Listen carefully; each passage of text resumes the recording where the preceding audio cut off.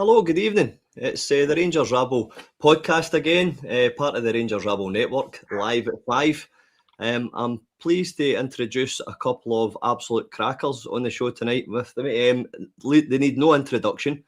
Right at this very moment, there is women throwing their undies at the screen. There's guys trying to steal their laptops off it and throw about because of these guys. It is Martin and Neill. How are you guys?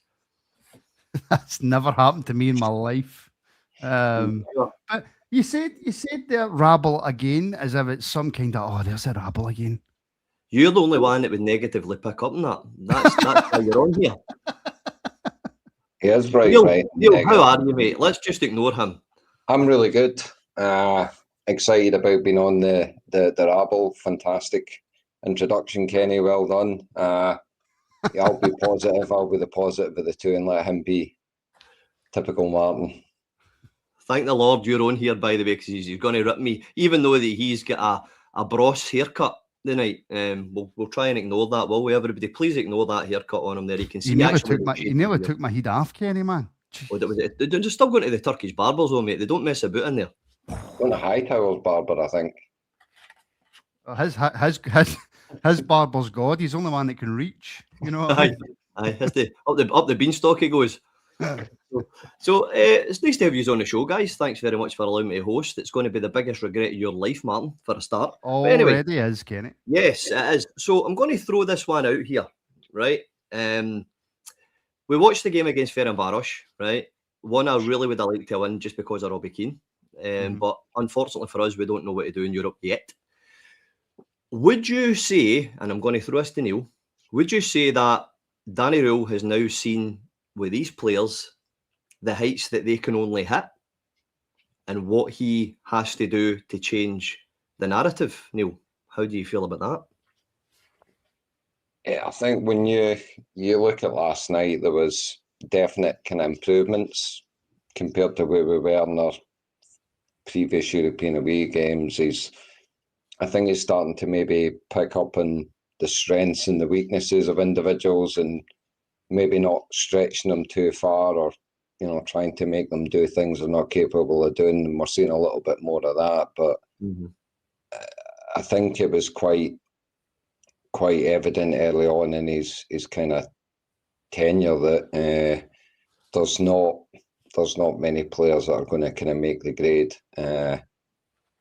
Saying make the grade, I mean, are ready now to play for Rangers. I think you have to kind of separate that. But nobody's saying they're terrible players that won't go on to do well in their careers. But at this moment in time, they're just not what Rangers need to succeed. So I read a little bit today that he's talking about leaders. He's talking about dressing room leaders, getting them in. I think everybody that's commented on this suggests the same thing. Also read somewhere that Suter might be extending his terms, another leader in the dressing room. So that suggests that maybe there's motions of him truly understanding what's needed and where he can take these players and where the gaps are in order to get the players, because I still don't think all the players are a lost cause. I just think the leadership on that park is that they're not dragging through the young players, the inexperienced players. We don't have a leadership group that can galvanise the team when it's hard going in the park and pull it through. Yeah, I think we heard Russell Martin saying about his choice of leadership groups, and I think we all know there's no. You're correct, Neil. I don't think there's many outspoken leaders who talk common sense religiously, which basically pulls me onto the question, Martin, that do you think that this is showing the poor recruitment and scouting of the connectability, shall we say, of the skill level which came to your club and are not suited to the Scottish League? Do you think it's pure evident that some of these players are better suited to other leagues, possibly? Well, they've not shown that they're suitable for Europe. So then that's a completely different game. European football is a lot like, because it's been controlled over the years before England became as big as what it was. It was controlled by the Spanish, it was controlled by the Italians. The Germans always had their neb in there as well. So you've got a bit of all the kind of individual leagues in Europe, that falling down, diving, winning free kicks, or being sturdy in defence, or a bit of flashy play up front. And none of the players seem to be able to do any of it. None of it. So, not very clever, are they? Some of them, they're not very clever. no, When they're so meant to go down, they not, don't get not, down and things like that. not only, Kenny, have they shown for me that they're not good, they're not suited to the Scottish League. I don't know what league these guys are suited to. And going on to the point that you made there, Neil, about does Danny Rule now know the situation? I think he already knew it. Mm-hmm. But I think there was a part of him deep down that thought, I can get through to some of these players. I can make them play the way that I want them to play. I can make them do things in the park that I want them to do. I just need to keep giving them chances and giving them time. And last night was the first time he came out and says, I'm really angry. Yes. Last night was the first time that he's actually realised that, right, there's absolutely nothing I can do with quite a lot of these players. Yep. There's nothing I can do. But I've got nothing behind them that's champing at my door to come through and play. So he's kind of stuck for me, Kenny, between a rock and a hard place until January. That caveats nicely into the next point of, and I'll throw it to you, Neil, the very, very obvious point of he had no choice but to deal with the players he had because the players were there anyway. As Martin said there correctly, Neil, he knew his man management would possibly get a higher level to these players that were already there, enough to scrape us through to maybe get us up to January to keep us in a title fight. I think Europe came a wee bit too early, Neil, and let's be honest here, from 10th to 3rd and scraping wins and things with the same players that really can't hit another level, Danny Rule's not done too bad in your eyes? Yeah, I think it's, compared to Russell Martin, anybody was going to be, given a lot more time and whatnot, and the fans probably had a lot more kind of patience for their opening spells. But he won 4 games in the trot. We went down to Kilmarnock, and that's traditionally always been a tough tie, regardless where traditional, Kilmarnock's in the league. And points of the game were a bit tough, but we won that quite comfortably in the end. So for me, I think the corner's starting to kind of turn with regards to Rule understanding a bit more about the Scottish game and now understanding a bit more about the culture in Scotland and the demands of the club. So not only is it the kind of the way the results are kind of moving along and paired up, but I think his mannerisms in the press conferences are starting to turn the corner as well, and seeing kind of just how he can manage a team and get more and more out of a team, or demand more from a team. And for me, I think that's probably the one of the positive things about having Role in the position at the moment is it's the same core bunch of losers that couldn't even string 2 draws together, let alone 4 wins. And he's galvanised that core group and bunch of players to actually start doing not too bad. But miles off it, nobody's saying this is the magic cure that is, onwards and upwards, but getting us from a point of just not really caring to actually coming away with points is, I think he's done a good job with the same players is ultimately. But because there's nobody shone through or came through even from the original Martin starting 11. There's been no outliers that have come in and turned up and we've thought, wow, where's he been hiding? I think, by the way, sorry, see, a lot of hand in that, I think. Can I just say, sorry, see on that very point, Neil, what you're saying is that he's still playing relatively the same players as what Russell Martin was playing. I think that shows you how good a job Danny Rule's done. Mm-hmm. Yep. And I know, look, there's been performances, there's been the Falkirk game, there's been the Dundee United game where we've dropped points. It's not been perfect, but tell me what manager was going to come into your football club with a group of players that we've got and make it perfect. I actually think the biggest disappointment Danny Rule will have is the cup game against Celtic. I think if you look at Celtic now, and had we played Celtic in the cup final tomorrow with the team that we've got now, under a few weeks ago, I think we beat them. So I think that'll probably be Danny Rule's probably biggest disappointment. Now, that's not me sitting here saying, oh, by the way, look how much of an improved team we are, because Europe's shown that we're still a long way away, but Europe's also shown that they're a long way away as well. So... yeah, I totally agree. I think the Danny Rule situation is it was a hard one to come into anyway. What you just said there was bang on, because what manager was going to come in and try and steady that ship? Because look at the names it was linked with, there wasn't many at all. I know the big ones were like Gerrard and that, and Thelwell had put them to bed. But after that scenario, Rule said, right, do you know what, I'm going to give it a go. He put up with the 2 guys. He inadvertently outlasted him. I know it was only a short space of time, but it's going to be interesting, Neil, isn't it? Who Danny will bring in. It'll tell you the character or the philosophy or the thought process and what kind of team he's wanting to build, and what markets he's going to look into, and can he unearth little gems? Yeah, a lot of positives about Roll. Maybe the one thing that I'm just a little bit questionable, is Curtis and Cameron. Why we're not seeing those? Everything else is positive, but is it the players' attitudes, whatever it may be? But that then leads you on to think: does he believe in young Scottish talent? Does he believe in giving young players and young Scottish players the opportunity to come in? And I don't think Cameron's attitude's stinking. He is a wee model professional. No. So I don't get that myself, Neil. You're absolutely right. And I think when we come into January, you just need to look back in history. Walter Smith done it post Le Guin. Gerrard done it when he came in. You get in Scottish individuals that know how to kind of meet the expectations of playing for the club, and that helps you hit the ground running. To not even know that day one means you're months away from being anywhere near a kind of contributor to the team. So getting players in that truly understand this unique situation of playing for such a big demanding club, I think is where hopefully he sees the kind of next steps in the transfer market. And like I say, that not seeing Cameron and Curtis when others round about them just haven't. I mean, Asgard is, for me, is why we see him continually is just a massive frustration now. But to be honest, these guys, there's quite a few that were kind of like, why were they bought? Chermity being one, and but it's the why do you keep playing him? When every time you bring him on, he does nothing. 100%.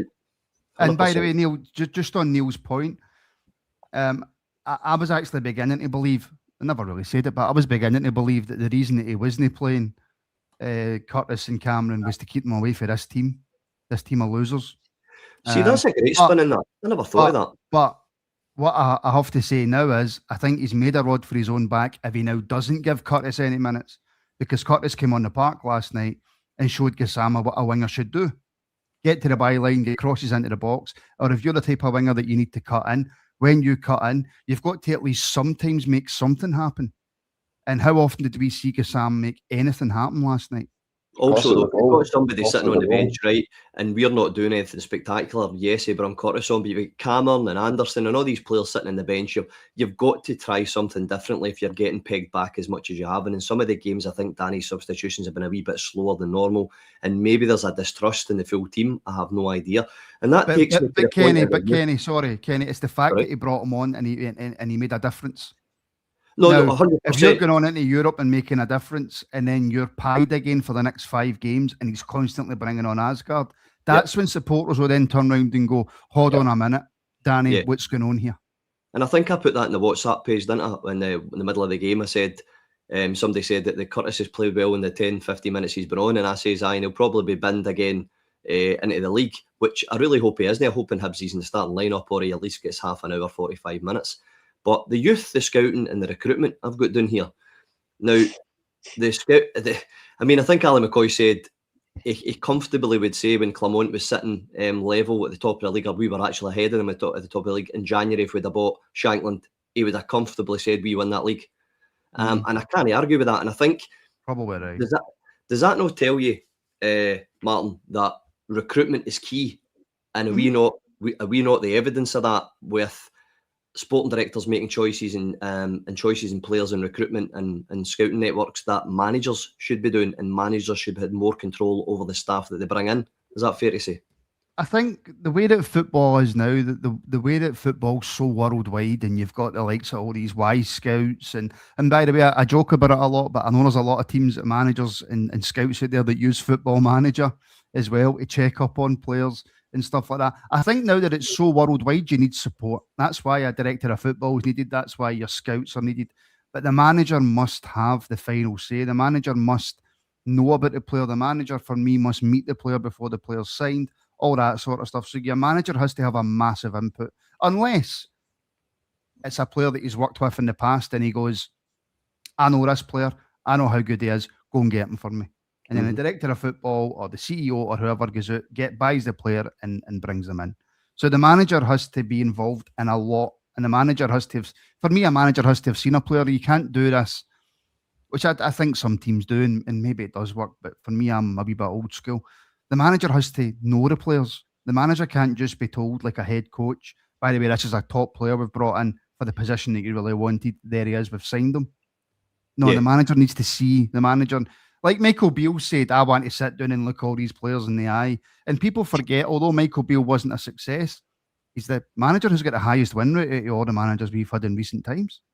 Yeah, we've got to remember as well, though, that you've got to have a player that knows not just about the mentality of the goldfish bowl that is Rangers or Celtic and the Scottish League, but how the league that he's coming from is similar to the league he's going into. I think that's the annoyance, that some of the time they just think, well, that he'll do all right in Scotland. You know, we've always done well with managers. Which is Thelwell fought somebody for the Conference League in England to come into Scotland and make it. Aye. I mean, it was the same way the Chermiti thing at Stank. He didn't even have any stats. He had no stats about a striker. And this is, let's be honest, this is probably one of the most important positions on the park, because goals win games. And we ended up with that. So, but can I also just, sorry, Kenny, to mess up your agenda, can I just jump back to something else you were talking about when Clement, when we were kind of up with them at the top of the table? When people say, oh, it's going to take 2 or 3 transfer windows for us to get back into a knot, isn't it? Because it only took them 1 transfer window to shoot ahead of us through proper recruitment. Through proper recruitment. When Ange came into Celtic and he brought a lot of Japanese players over, they took, 2-3 weeks, 4, maybe 6 weeks to settle in, and then boom, they were off.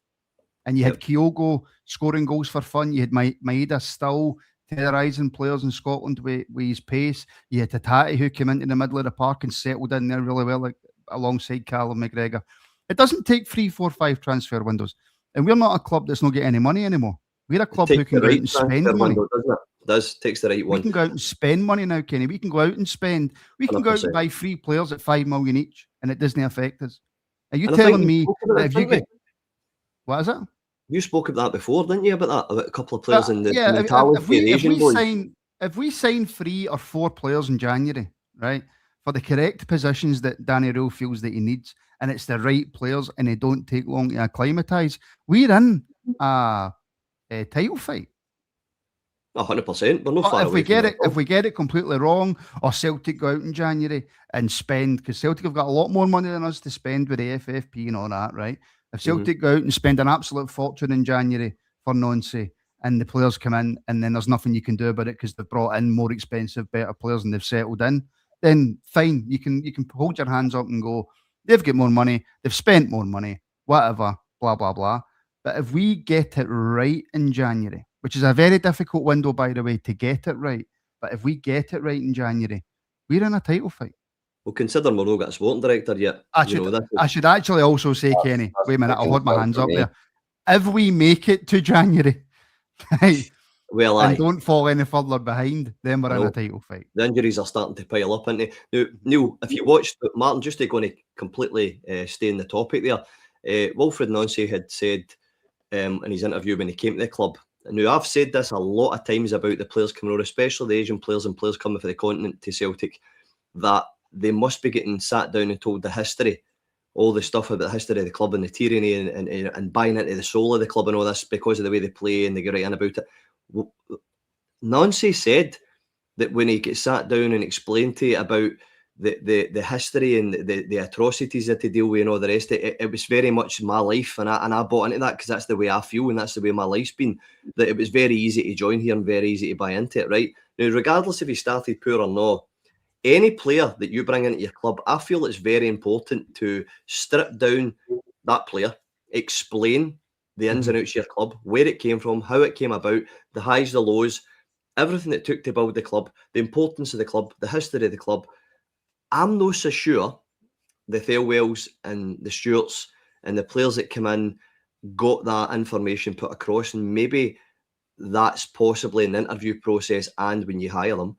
So, Neil, what I'll ask you was, is that important as well as the right scouting, the right players?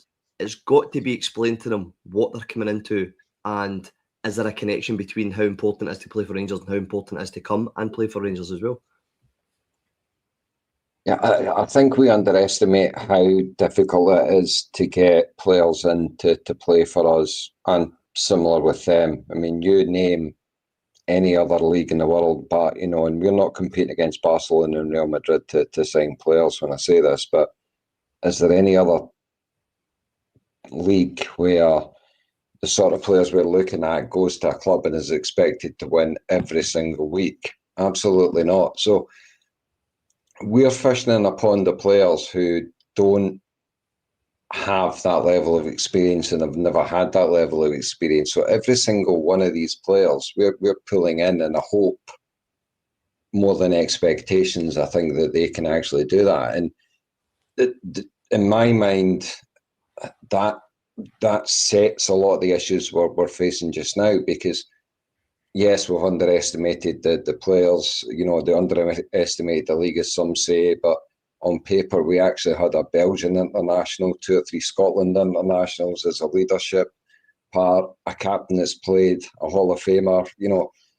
On paper, the leadership group was good. So you look at that and you think, right, okay, we just need to fill the gaps. And I think we've just filled all the gaps with the sort of players that take 3, 4, 5 seasons to establish themselves and become the quality we need. And that's where we need to make that step up. It's about the club traditions. Absolutely, it's all about what the club stands for, the stature in the city, the stature in the country. The negatives the club brings in the country as well. You're always going to be out on a pedestal having stones flung at you regardless. But for me, there needs to be more understanding of just the expectations of playing for the club. Because like I say, you're picking players from teams that the fan base don't care if they win 2, drop, lose 2, win 1, don't win for 3 games and sit in mid-table mediocrity. And if you come from that environment, it's a huge step, a massive step to get you into an environment that you need to win every week and be 110% every single week. And I think... Would you say that was more important to start looking at the raw Scottish or the good first-team Scottish talent in our country than at the top of elite clubs like Hearts, Hibs, even some of the other players? Because over the years, we've always took the best players, your Watsons, etc. Maybe stole a few players for St Mirren. Dundee's always been good taste for players, for Novo to Caniggia to Kamara. So would you say it's important to keep the Scottish identity? Because even if they're not Rangers fans or Celtic fans, whatever the old firm they go to, they play in the league. They see what the expectation is of the team they're playing against. If it's Rangers or Celtic, they know how hard it's going to be there, and if they still want to come, then surely they've got the mentality already. They don't need to be told what playing for Rangers or playing for Celtic is all about. Yep. They already know what it means to play for them.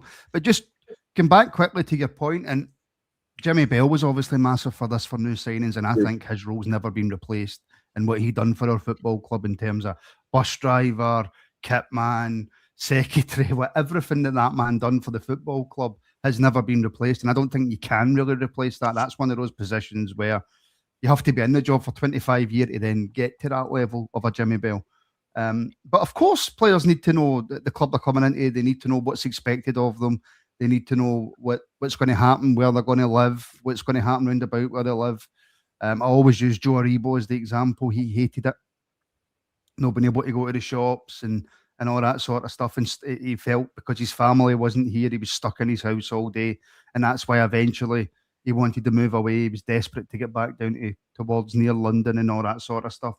But that comes with the recruitment as well, though, Kenny. Because if you recruit the proper players, if you recruit a player who wants to win, if you recruit a player who's good enough to play in the league, then all that, we're not talking about how well they know the club.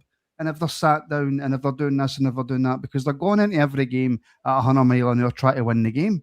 We just seem to have bought players, the likes of your Asgards, who, if he does 1 or 2 nice things in a game but Rangers lose, he's like that. But look what I done. Look how well I played. And I'm sorry, we don't need players like that. Your Cantwells and all that. We don't need them. That's not the type of player that we need at Rangers Football Club. Now, it doesn't have to be a Scottish player.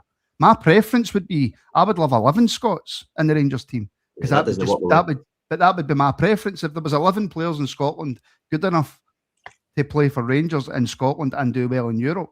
Nothing would make me happier. But that's just not going to happen. If you can have 2, 3 or 4, which I think is doable, Scottish players or Scottish-based players who've played in Scotland that are good enough to play for Rangers, and then you bring in from the outside, which of course we have to do because we're in this unique position, both Rangers and Celtic, where we are 2 massive clubs. We've both got a history in European football, but we play in a league that is equivalent to the League of Ireland. So you can't attract a player on... We can't pay for 45, 50 grand a week for a player, which is your base average in the Championship or the bottom of the Premier League. We can't afford those players.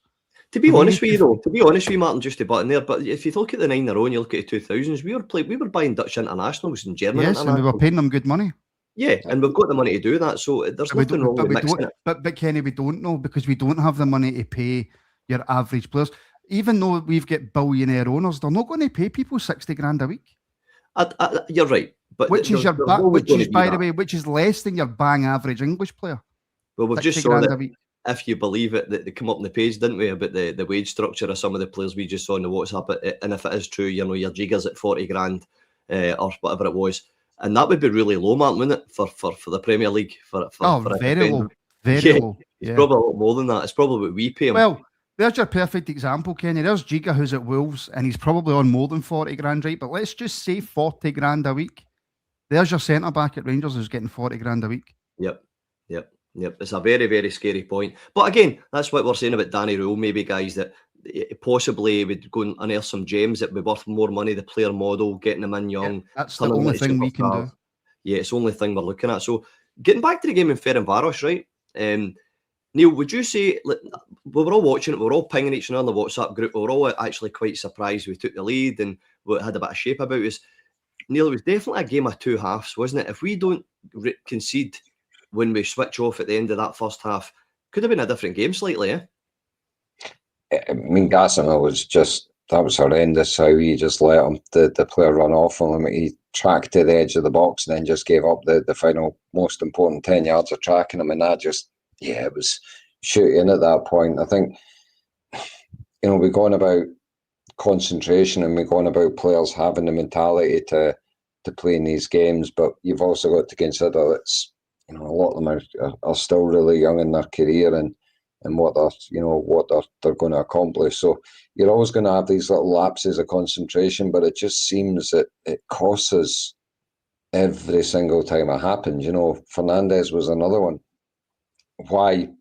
I think we all agreed Tav's pretty much done, whether he's carrying a knock and having to play or what, but ball should never have come in. But even Fernandes again, just I don't know what he's thinking, don't know where, because if you actually look at the play, it's Giga's man that then transfers over to Fernandes as the play progresses, and it's that communication again where Fernandes is closest as to where he is, but the individual mistakes aside, I didn't think we looked too bad away to a not a good side, absolutely not a good side, but an okay European side, which when you think about the first few games Roll had in charge as a marked improvement. But, we could say if buts and maybes, etc. If it wasn't for individual mistakes, we could probably be much closer to the top of the league and probably doing okay in Europe. But Neil, we've got them playing well. They're only got 1 defeat in 10, so they weren't diddies to come into that.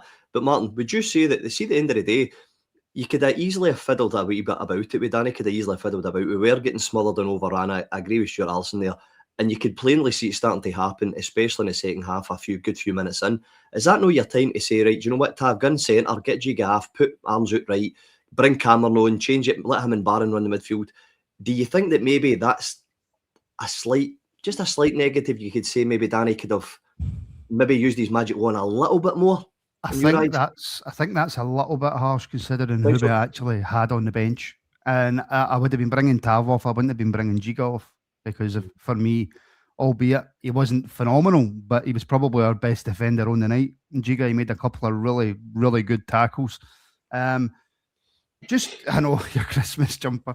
Getting back to your point about a game of 2 halves, if you mean that the first half was more itchy-peachy, then I might just give you that. I'm saying it was a bit better, but the second half we kind of collapsed. We were much better in the first than we were in the second. But I still think first half they were the better team. Yeah, well, I pegged. Yep. And like you say, we were all surprised when we got the goal. We were all surprised as multiple man's putting in the tactic here. We were all surprised with a 3-4-3 with Magoma and Aarons effectively playing as kind of higher up midfielders.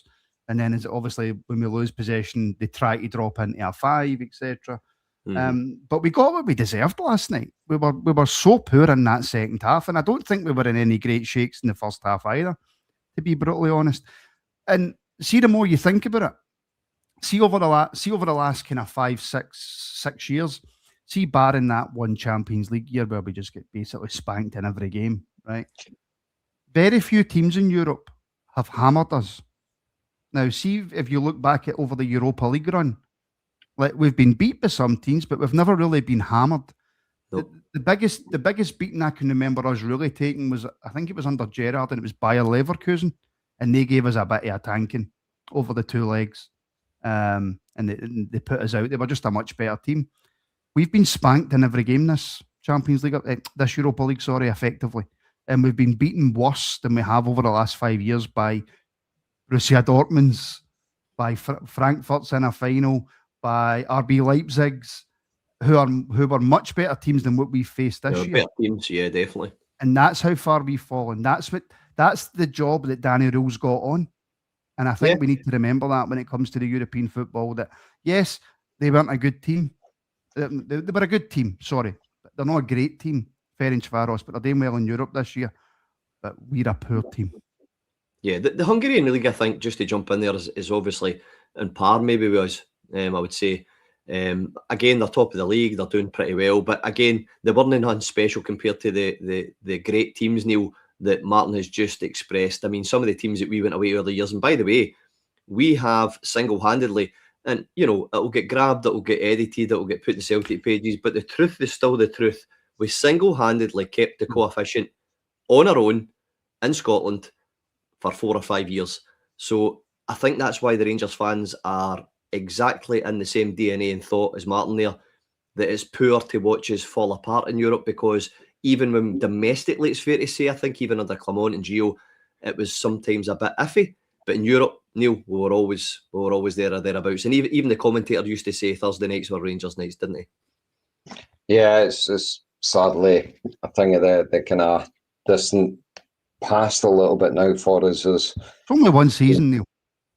But I think it's no much needed, Martin. It's not just the one season. We know that it took Gerrard a couple of seasons to get us that foothold in Europe. We had 1 or 2 quite frustrating results in his early tenure, and we can only expect that with Roll as well. And we know next season is going to be a bit of a building phase. The coefficient, as you mentioned, Kenny, we're ruined on that front, so we'll be playing preliminary rounds probably end of April.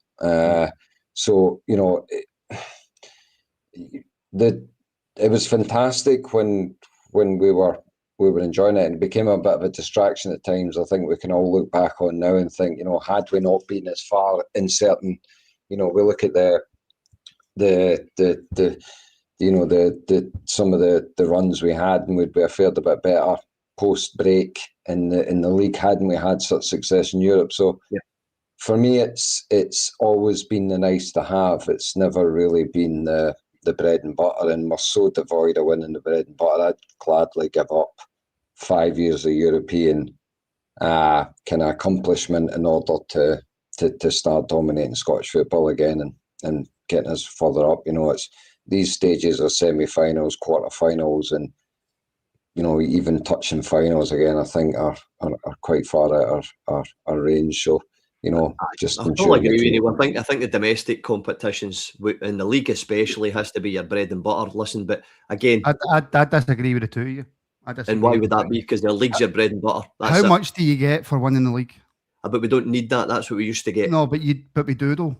As a we need to be Scottish club to win the Scottish league. We need to do that. Hold on. Winning the league to get into Europe, Martin, because the teams are that poor. Hold on. Let me finish. I disagree with the two of you. That you can't just bin off Europe for 5 years. That's not sustainable for the football club. You can't I'm not just saying say, you can't, let me finish. You can't just bin off Europe for 5 years because that is not sustainable for the football club. What you have to do is you have to be very competitive in the league. You have to win leagues, but you also have to be competitive in Europe as well. Because of the league that we're in, because of the position that our football club's in, we want to see good players in the team. We want to see a good performing Rangers team. So because going by the logic of the two of you, then what you would say is, it's all right if we go on and win the league. That's all. You've missed the point completely. No. We're happily listening to you, but what we're saying is you might want to have to take a hit in it now, just until we get to a place where we're taking the hit this season. Yeah, so in January, if we turn the coin, right? Wait a second. If we turn the coin in January, we start playing really, really well, and then we climb up the table, then we're in Europe again next year, we're in a stronger position, then we're not going to take a hit in Europe because we've got a better squad, but we're still doing well domestically. Right now, we're doing nothing. No, 100%, 100%. That's all I meant. That's all I meant, mate. No. Neil said 5 years. Yeah. Now, I'm just trying to make the point. I'm just trying to make the point that Europe is very, very important to us. It's very, very important to Scottish football. Yeah. And if you look over the last 5, 6, 7, 8, 9, 10 years, who else in Scotland has done anything for the coefficient for Scotland?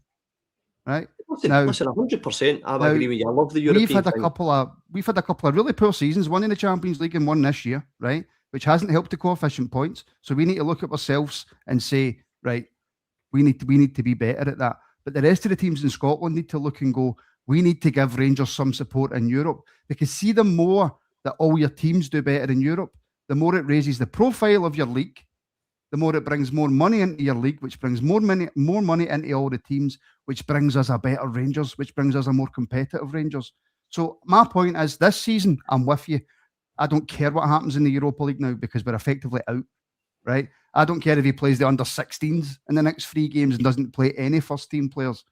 But every single season, we have to be as competitive as we can in Europe because we have to. We have to try. I know that a lot of people probably disagree with us, but we have to try and raise the profile of Scotland. We have to try and raise the profile of the Scottish League. We have to get better grassroots coaches. We have to get the SPFL. We have to get more competitive teams in it. Look what Hearts are doing this year, and it's bringing a tiny bit of eyes onto Scotland. The fact that Hearts are sitting top of the league and everybody's going, oh, look at Scotland. Look what's happening over there. We need more of that in the league. We need a strong Rangers. We need a strong Celtic. We need a strong Aberdeen. We need a strong Hibs competing in Europe, giving a bit of name to the Scottish League. And then we can look at paying 60 grand a week, 70 grand a week for players. How many years have we been waiting in that? And how many cups have we won in 10 years? Mm-hmm. So we domestically need to sort ourselves out before we start talking about European football. I think that's all we do. Running the federation, Just that we've been trying to fight two races with one horse for 10 years and we've done nothing domestically and probably scratched the surface on Europe, which was brilliant. But we've no won anything domestically. We've never. No, but I think we're in a position now, Kenny. We've got owners that will allow us to do both. Yeah, so that's why I think the 2 is are actually right. Of the 3 is the 2 points are right. That I know what you're meaning there. You know what to bin them all. I just think you were thinking, right, we shouldn't have been trying as hard then when we really weren't even winning anything in the league. But we needed the money in Europe because we need to sustain the club because we didn't have the money then. So the 2 points are actually quite relevant, which is pretty good. But I think this year might be different. I think this year we might have. I understand the arguments. Yeah, do you see what I mean? It's kind of the same thing, but it's just been presented 2 different ways. No, listen, I think when you said 5 years winning, it just went. I completely understand the argument. We have to start winning leagues and cups.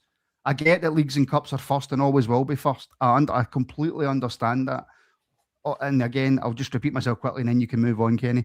The only point I was trying to make is that because of the league that we're in and the league that we've got and the other teams that we've got in our league, Europe's so important. Yeah, so important. And they've never, even the teams that done really, really well, Martin, even the teams that showed a bit of gusto in the league, Dundee United in the 70s, not a brilliant, Aberdeen, whatever. But see now, even teams that done really well, Hearts, Hibernian, St Mirren even was, let's be honest, flying in the league a couple of years, finishing 4th. In Europe, let us down. Never mind Celtic. Yes. Unfortunately, which is true, they never really did great in Europe anyway.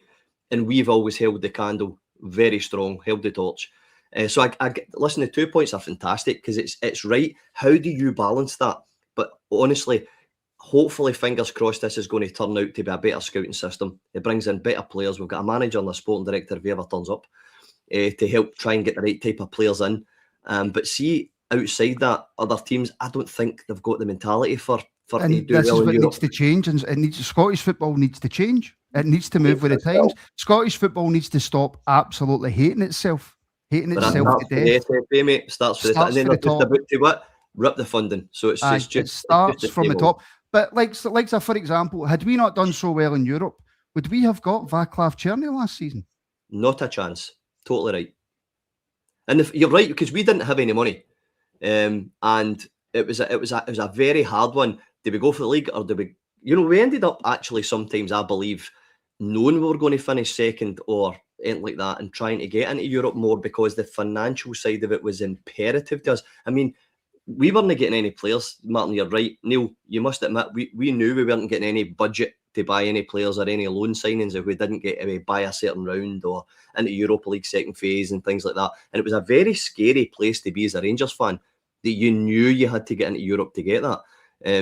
But honestly, man, I loved that point, because I knew exactly what the 2 years meant, and I knew the 2 years were kind of going away for it. I'm going, no, the two things are actually joined the same way. Square go, Neil. Square go. Absolutely, mate. You're on a pod. You're on a pod. Martin, I'll take you. No, please don't, mate. I could batter a wet paper bag, so don't worry about it. So let's roll the sleeves up. Let's get out from behind the couch and take a look at Hibernian coming in. As I'm sure the 15th is Monday. Mm-hmm. So Martin, go quickly to you first. How do you see that now? It looks as if there's not a lot coming out about Majovski's injury, so I'm hoping it's just a niggle. How do you see that one going? I think a lot depends on the Majovski injury. Mm-hmm. I really do think a lot depends on it. It looked a bad one. It did. It looked bad the way he rolled his ankle.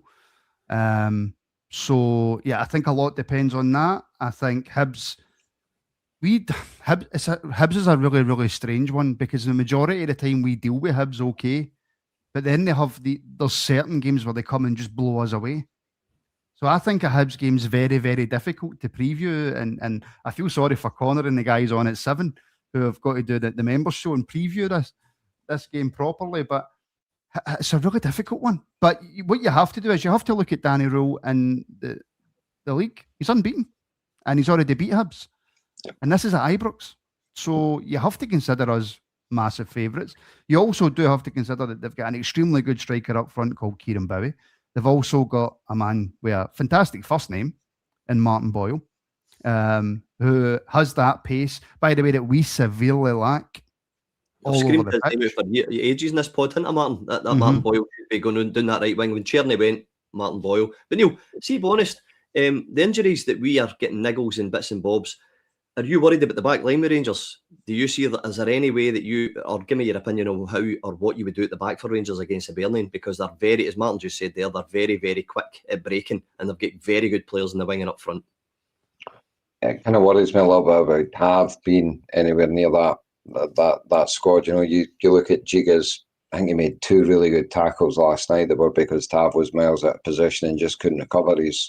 So I was saying earlier, I don't know if he's maybe carrying something that and he's having to play through it. But yeah, that lack of pace, down that right hand side with Tav could be a bit of an issue, and lack of legs, and they'll probably target that as an area. But it's probably that Hibs aren't as physical, and I think that might suit Fernandez and suit Giga.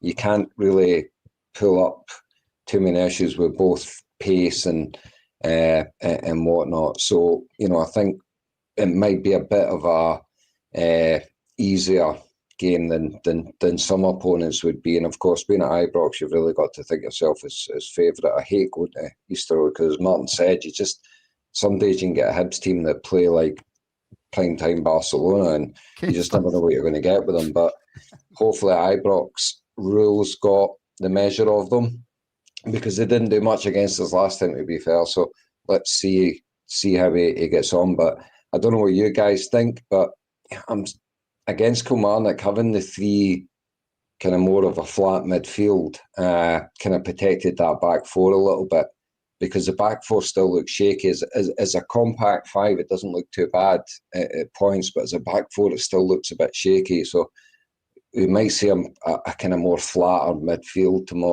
Monday night, and not worry about the number 10 or the second striker a little bit. Martin, obviously, you've got to say it, Neil, you've nailed that a cracker, because I think Barron was nullified with Ferencváros, whereas Clement, when I saw him, he was absolutely everywhere protecting the back two, let's call them, right? You agree with that, Martin? Barron that's was... That's 100% for me. The physicality point was huge for me. Giga and Fernandes seem to be okay when they have to react in the moment, and they have to run and clear a ball or whatever, or they've got the ball at their feet and they can make a wee quick 5-yard pass. What we've seen last night and what we've seen is that when it's a physical battle, Fernandes, who's about 117 foot, struggles, and he loses his bearings and he doesn't know where he is, and he seems to panic when that pressure's put on him. And I think that's actually a great point for Neil. The fact that they're not as physical a team will be a benefit to us, because I mean, we've seen it against Livingston with a big boy up front for them. We struggled against him. Is it Mengi? Yeah, we really struggled against him because he had a bit of physicality about him, because our defenders right now just can't handle that. And I think a lot of the teams like that you're mentioning with Livingston and St Mirren and Motherwell. Yes, St Mirren. I'm not going to try and mention the guy's name. Is he a right winger for Motherwell? Yes. I don't know if he's a right winger, but I know who you're talking about. He's up front anyway, somewhere up the top end, and we're starting to say that we were looking for at least 3 or 4 players for Scotland to play in a Rangers team that would do well. Now, the players you're talking about, Martin, they don't just bully us, they bully lots of teams in our league. So there is a lot of talent kicking about there that we've just mentioned there that go against us. But you're right, see Giga and Fernandes, I think when it's like a high ball, just get it knocked away, or it's an easy ball coming towards them, they deal with it. But Neil, it needs addressed at the back, doesn't it? Danny Rule has to come up with something a little bit different. And I think you've nailed it on the head that they maybe do that. They maybe change the formation so Barron can actually go back and help all the time rather than running about everywhere trying to supply up front and try to supply the back. Would you stick with Giga and Fernandes, or would you change it up a wee bit, maybe move Tav in? What would you do? What would you think?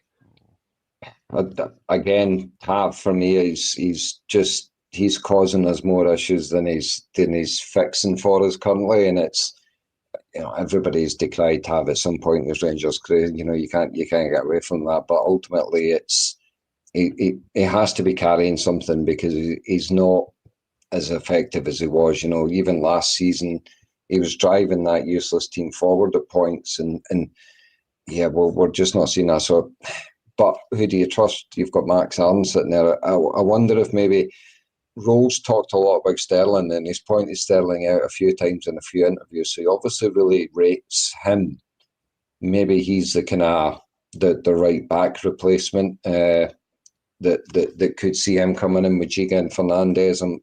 He might not be fit enough for a full game up and down that right hand side. So I'm not sure how he'll play it. I think it'll kind of depend on injuries. And as Mark mentioned, the Majovski thing is huge for me. He just comes onto a game and looks to take a knock, and you just think that him firing on all 4 cylinders would make a huge difference for that team, regardless, what other situations are. Just having a goal threat, because we've not had a goal threat in probably 5 or 6 weeks, that's really given fear to the defenders. So do you think it's fair to say, Neil, on that point, that he needs fed, right? And Bojan Majovski's a predator. He's not a 1-2 tippy-tappy on rerunning about the kind of play striker. He's more like, give me the ball within a certain kind of time frame on an area and he'll bury them. But we haven't got a team that seems to feed that area a lot. Is that fair to say that, do you think, about Bojan? I think it's the formation, because we saw against Kilmarnock with a kind of flatter 3 midfield, there was more space for him to pull defenders about. He got his space, he got his opportunities. And when you're playing a second striker or a number 10, they're taking that space up. And Majovski was coming short, he was going deep, he was doing a lot of moving around that kind of area, because Diamandi wasn't that number 10, he was moving into that space. So yeah, I think there's a little bit about this formation. I've never liked the number 10. I've never thought we looked a great kind of all-conquering team with the 10. We've not dominated games with the 10. We always look a bit light in midfield playing that number 10. So we've not got the clientele for a number 10, haven't we? No, we've just not got. Yeah, it's that you look at who we play at number 10, and I think Asgard's not any good. Danilo just not worth it anymore at all, is he? And yeah, no, plus Neil, you don't want to start playing well because, like multiple man saying there, you'll just get injured if you start playing well for Rangers. Year in, year out. Well, listen, to before I wrap up, guys, I'm going to ask you for the dreaded score prediction. So start with you, Martin. Go for that one. So Hibs, Monday, nighttime kickoff, with your roving reporter waiting outside after it. Go on, score prediction. With Bojan Miovski, 2-1. With Rangers. Bojan, yes. Without Bojan Miovski, 1 each. Oh, controversial, right? Nice. Right, Neil? Again, Miovski dependent, but I think if he's playing, we can. I'm not sure we'll have much concerns about conceding. I'd like to see 2-0. Again, but that'll probably change by the time the 7 o'clock show comes on and somebody else is further injured. Love it. Jesus, man. I'll tell you what, man, see if I thought that was even half true, I would be so buzzing. I know that you need to pack up and go, Kenny, as do I, because I'm going to play football. Just going just out, yep. For you, just quickly, yes or no question to the two of you, and then I'll let the guys at 7 carry it on. Does Curtis start for you on Monday, Kenny? For me, definitely. He should, just to see, yeah, definitely. If it was up to you, Neil, would Curtis be starting? 1,000,000%. Finally, something me and Neil agree on. Wow, I thought I had to get the twos by the throat. What did you do? So listen, guys, thank you very much for tuning in and being very, very kind to me, doing my first ever, taking over the podcast. You need to do the outro properly now, Kenny. You need to get all the advertising done. See, I don't know anything, but all I know is keep tuning into the Rangers Rabble Podcast and network. Do yourself a big favour, will you? And click like and subscribe. There's loads of content on Patreon, on the Rangers Rabble network with YouTube. And basically, have a good night. Enjoy yourselves. Get yourselves down to a game, I suppose. Once in a while, support your club, support your team, and support your podcast, because this is the best one out. I'm not even kidding on. Just get right in about it. So what one have I left out? I don't know. I was just trying to put extra pressure on you, Kenny. That was all. Didn't bother me, man. No a jumper like that on it, doesn't it? What I will say is a massive thank you to everybody who's tuned in. If you want to help support the podcast a little bit further, then you can join the Rabble Network now, which gives you access to at least 10 extra shows a week for the low price of £1.99, which includes match day coverage to every game, which is a show that lasts, about 4 hours. And that comes with immediate post-match reaction as well. But if you don't want to do that... on there not paying for this nonsense, Kenny. Well, I agree with you, Lyndon, right? But I'm not going to say that out loud because this is my business. This is my job. And I'm trying to grow this as big as I can and make it as good as I can and get all sorts of access and press access and all that. I'm trying to do everything I possibly can to make the Rabble as big as what it can be to bring you the content that you all deserve. So that's my plans anyway. And we've got some plans for interviews and that moving forward as well. So do all that, folks. And if you don't want to do that, then just like, share and subscribe. That really does help out as well. Listen, guys, thank you very much for your time. I really appreciate it. Thanks, Martin, giving us a wee shot in the hot seat. Neil, pleasure. Martin, pleasure. Enjoy the rest of your night, guys. And we will speak very, very soon.